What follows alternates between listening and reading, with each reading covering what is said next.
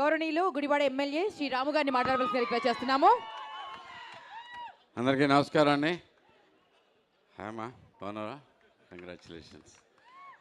ఈరోజు super star Krishna గారి విగ్రహావిష్కరణలో మేము కూడా పాల్గొనడం చాలా ఆనందంగా ఉంది. పెద్దలందరితోనూ చాలా ఇంతమంది పెద్దలతో అనుకుని నేను కూడా ఇక్కడ పాల్గొనడం నిజంగా అదృష్టం. కృష్ణ గారి ఫ్యాన్స్ అంటే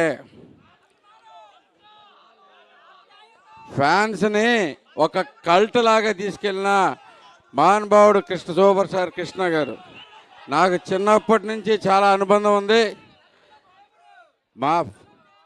అవును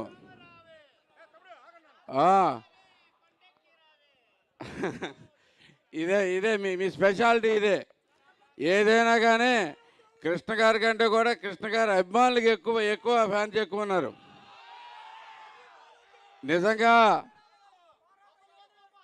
నిజంగా చాలా అనుబంధం ఉంది నాకు. 50 ఏళ్ళ నుంచి చూస్తూ ఉన్నాను గుడివాడలో కృష్ణ ఫ్యాన్స్ ఉండే స్ట్రాంత్. ఒక సినిమా వస్తే ఆయనకి సంబంధం లేని సినిమాలో ఎక్కడో ఒకసారి పోస్టర్ ఉందని చెప్పి ఆ పోస్టర్ చూస్తాను కోసం సినిమాకి వెళ్ళిన మహా స్ట్రాంగ్ పీపుల్ మీరు. కల్ట్ అంటే అది.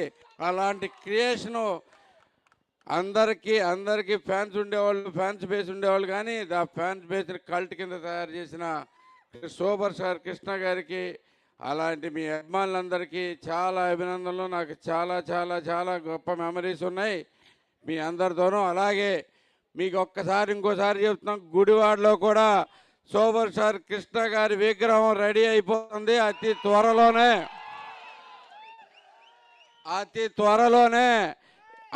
త్వరలోనే స్టార్ట్ చేసుకోబోతున్నాం ఇక్కడ Gudivada super star fans association.